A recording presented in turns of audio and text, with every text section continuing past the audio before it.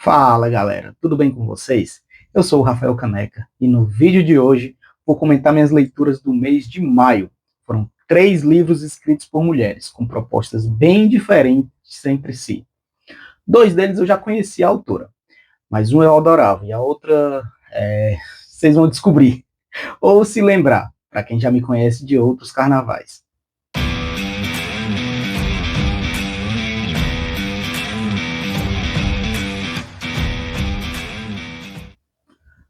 Antes de eu começar, aproveita para deixar a sua curtida e se inscrever no canal. E aí você começa a receber notificação sempre que eu postar alguma coisa, algum vídeo.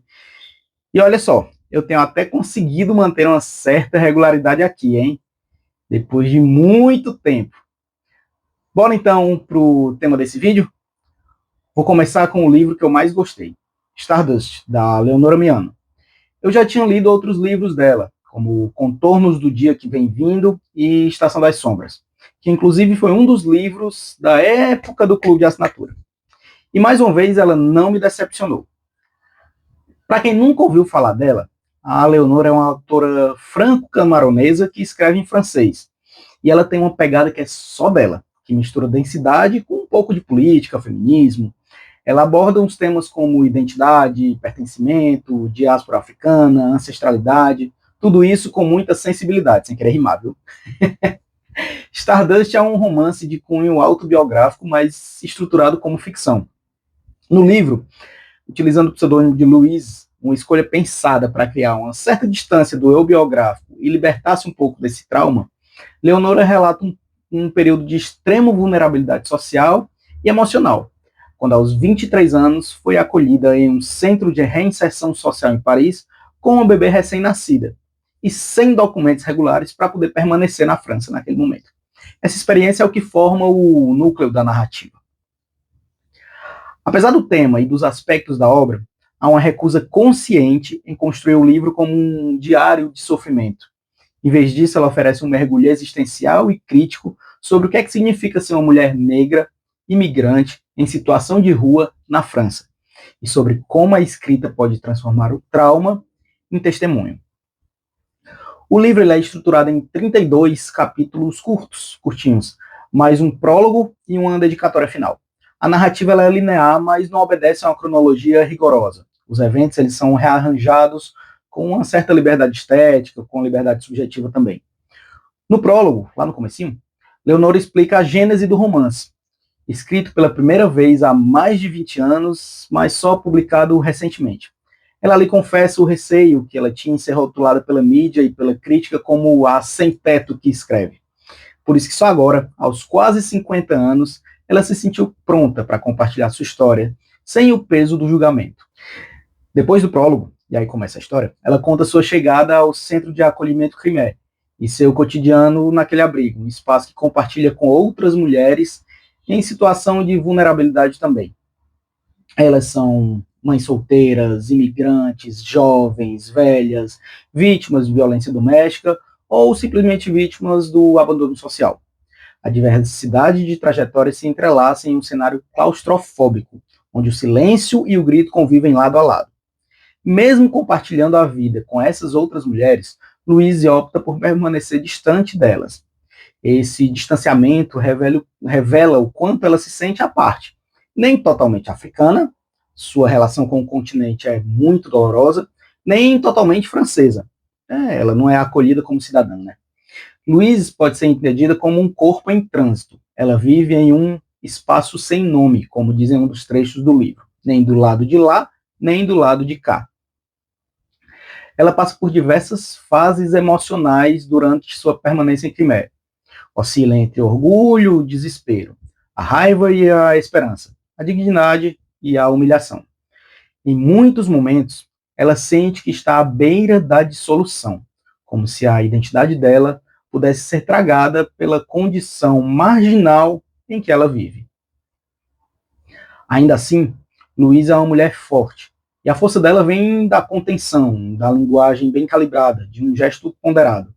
Ela é vista pela equipe do abrigo como uma boa passageira, o que aprofunda ainda mais o abismo entre o que ela sente por dentro e a máscara que ela é forçada a usar.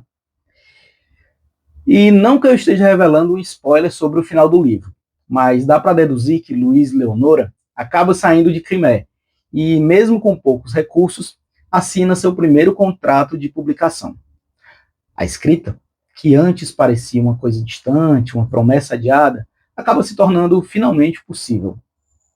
A gente pode dizer, então, que Stardust é uma narrativa autobiográfica disfarçada de ficção. É um testemunho sem preguiça e um retrato implacável de uma França colonialista contemporânea, mas também uma carta de amor à maternidade, à escrita e à sobrevivência.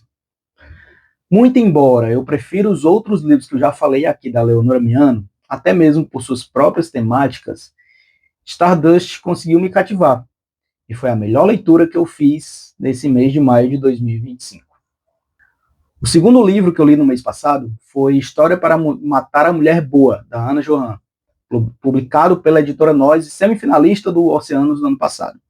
A Ana é uma escritora e cineasta paranaense, e o livro tem uma proposta muito interessante. Ele explora a construção da identidade feminina por meio de fragmentos de memória, cenas do cotidiano e reflexões íntimas da narradora.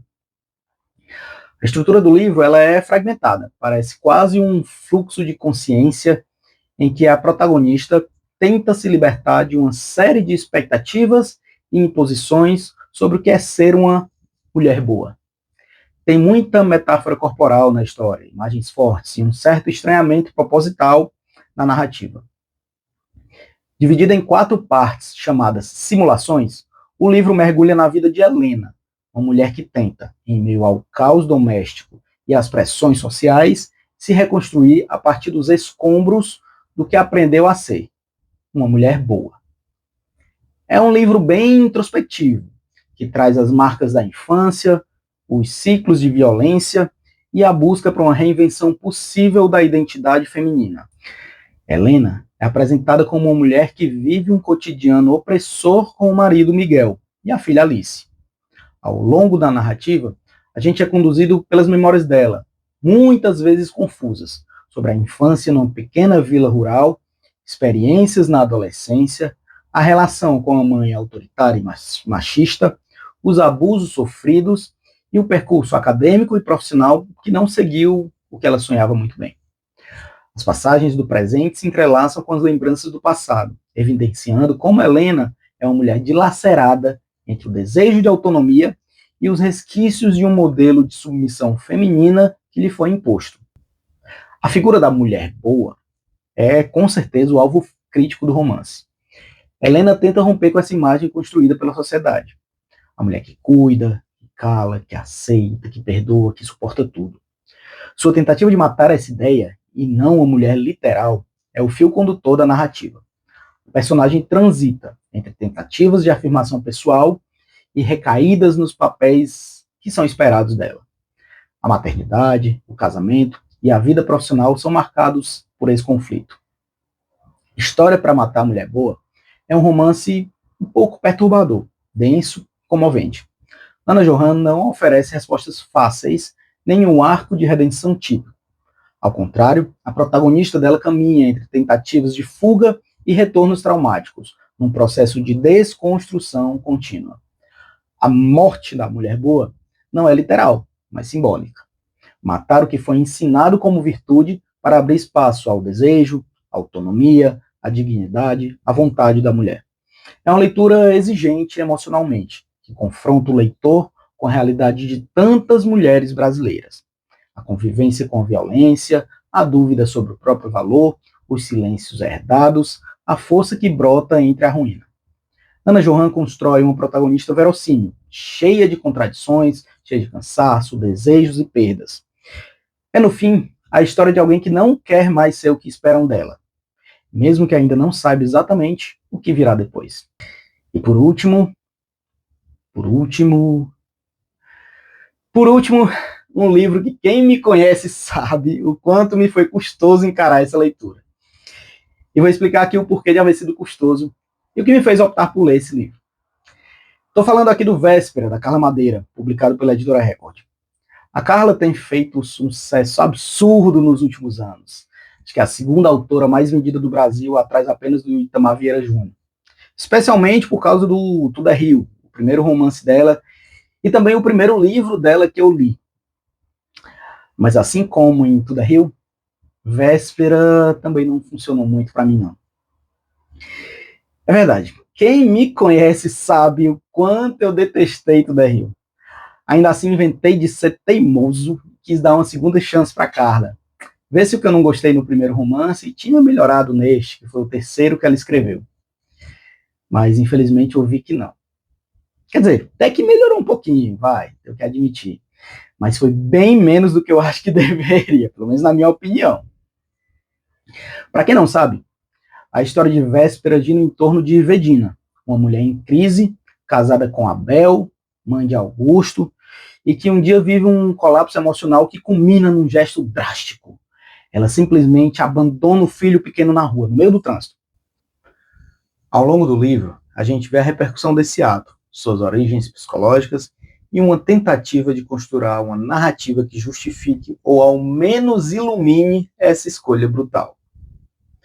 Entrelaçada a essa história principal está ainda a saga de Custódio e Antunes, pais dos gêmeos Caim e Abel. Sim, Abel, o marido da Vedina, pai de Augusto.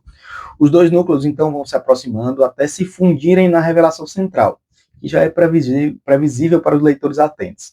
Ou seja, que os personagens fazem parte da mesma rede familiar.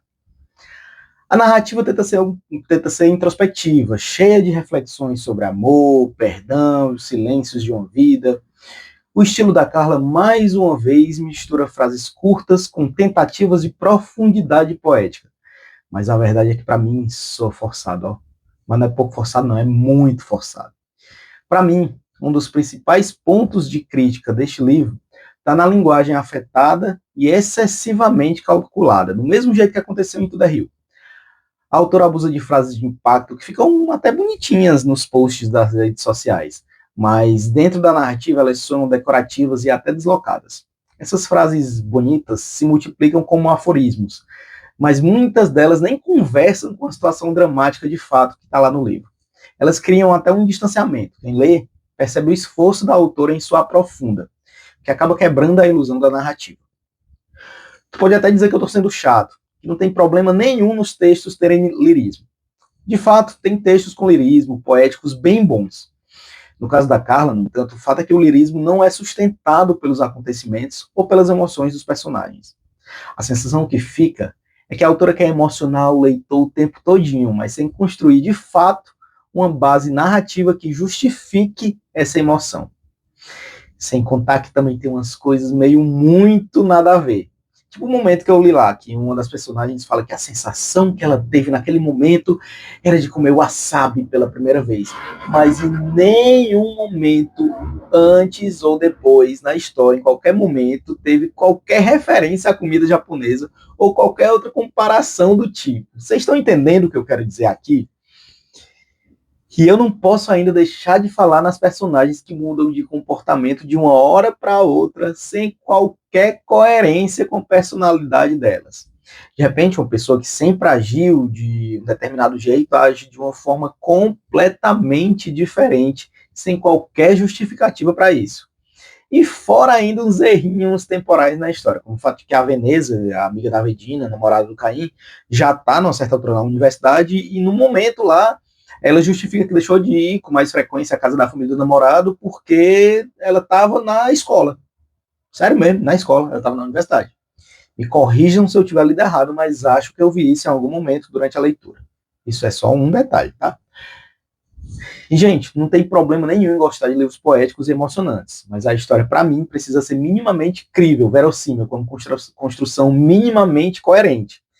E aqui, para mim, isso não aconteceu de jeito nenhum, de jeito maneira mesmo. Nem mesmo o trocadilho que tem no título de um dos capítulos me divertiu. E olha que eu sou um cara que adora trocadilho. Quem me conhece sabe, mais uma vez. Mas ver um capítulo que fala sobre Caim e Abel ter o título de Irmãos me doeu no fundo da alma. Então é isso aí, pessoal. Essas foram as minhas leituras do mês de maio. Um livro de uma autora estrangeira que eu adoro, e 2 de autoras brasileiras contemporâneas, sendo que uma se mostrou, mais uma vez, pelo menos para mim, decepcionante. Mas vocês já leram algum desses? Concordam, discordam de mim? O que é que vocês acham? Me contem aqui nos comentários, porque eu adoro saber as opiniões de vocês sobre o que eu falo, sobre o que eu leio. E não se esqueça também, se você gostou aqui do vídeo, deixa sua curtida, se inscreve no canal e compartilha com aquele amigo ou amiga que também gosta de conversar sobre livros, que também quer descobrir sua próxima leitura, ou que só não quer se sentir sozinho, sem gostar de um livro que todo mundo pareceu amar. A gente se vê no próximo vídeo, pessoal. Tchau!